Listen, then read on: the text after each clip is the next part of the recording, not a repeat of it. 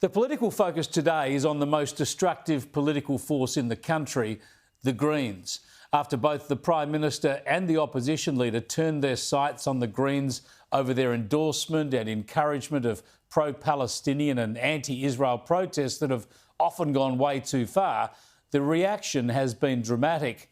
Peter Dutton says the Greens are evil and Adam Bandt doesn't belong in Parliament.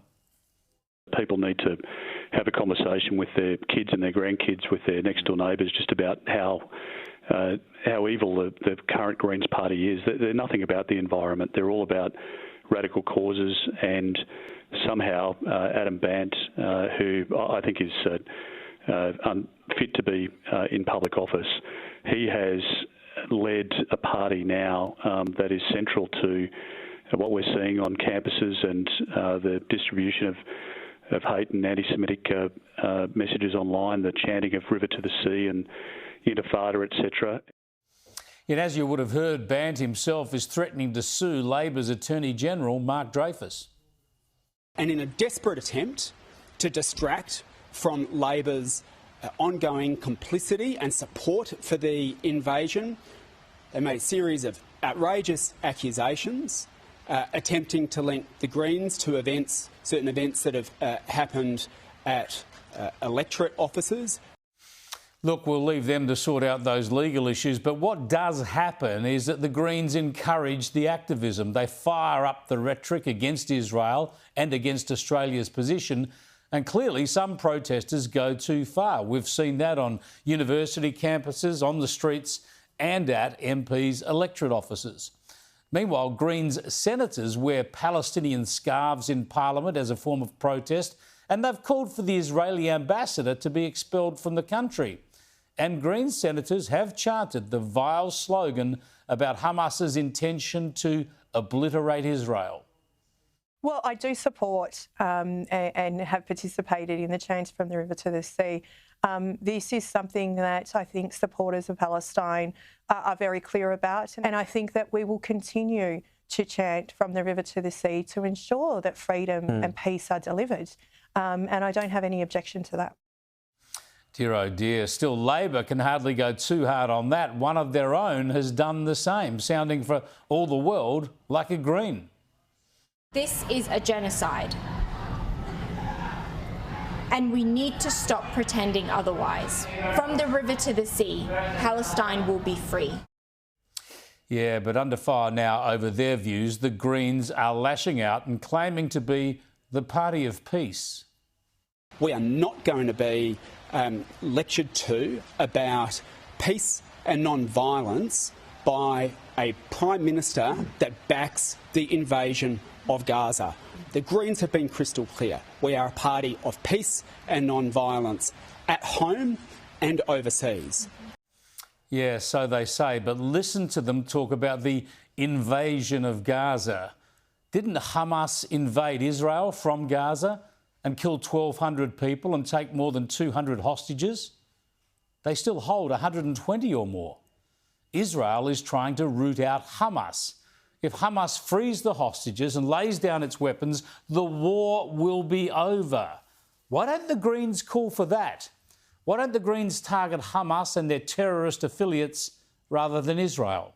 The Greens say they condemn the atrocities of October the 7th and the taking of hostages. So why don't they appeal every day for the release of hostages? And why do they demand Israel lays down its arms? What, then, and wait for the next October the 7th atrocity to occur? This is obfuscation. They talk out of both sides of their mouths. In reality, they oppose Israel.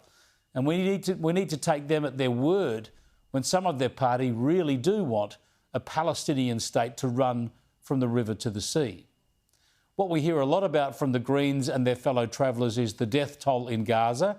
They parrot the numbers that come from Hamas, and they focus on what Hamas claims are civilian deaths. How many terrorists have been killed? Has Hamas ever reported that figure? The truth is that this terror is unfolding for one reason and one reason alone, and that is because Hamas have deliberately started it through the horrific slaughter of innocents, and they deliberately prolong it through more terror.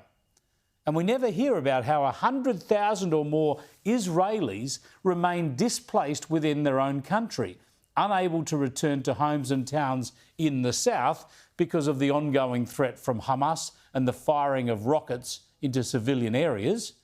And in the north too, towns remain evacuated because of indiscriminate rocket fire from Hezbollah across the border in Lebanon. They face drone fire from Iran too, of course. Israel, as ever, is under attack from multiple fronts. Peace only comes with the defeat of Hamas. Yet Hamas, a bloodthirsty Islamist terrorist organisation that murders children, mothers and babies and still holds them hostage, Hamas wins open support from some of the protesters the Greens so happily encourage. Hamas deserve our unconditional support, not because I agree with their strategy. You can't condemn what Hamas did in October last year? I will not condemn what Hamas did. We must be unconditional, but we must be critical also. That student has now been expelled from the Australian National University.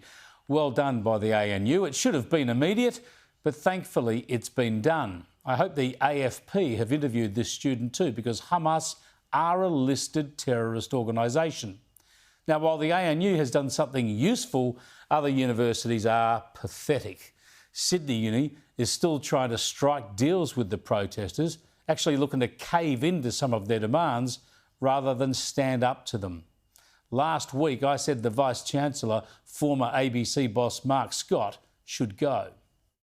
Mark Scott should resign.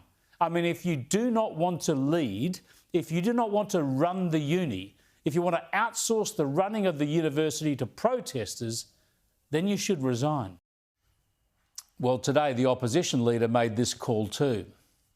The university campuses have been taken over, and somebody like Mark Scott should resign in disgust and in disgrace. His actions are disgusting, and even worse than the fact that he's allowing it to continue on, he's facilitating it, and he is, by his weak silence, condoning the conduct that we're seeing.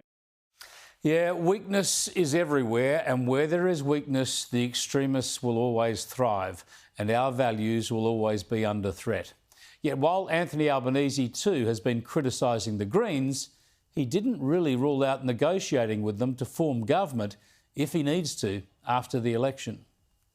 The Australian Labor Party proudly does not govern in coalition with any political party, nor will we in the future, Mr Speaker, nor will we in the future. Yeah, no coalition doesn't really answer the question, does it? The truth is, of course, Labor relies on Greens' preferences in many seats, and it needs their votes in the Senate to pass pretty much anything. The Greens too often work against our democracy and its institutions and its alliances. They want to mess with all this rather than strengthen it. They are not a force for good.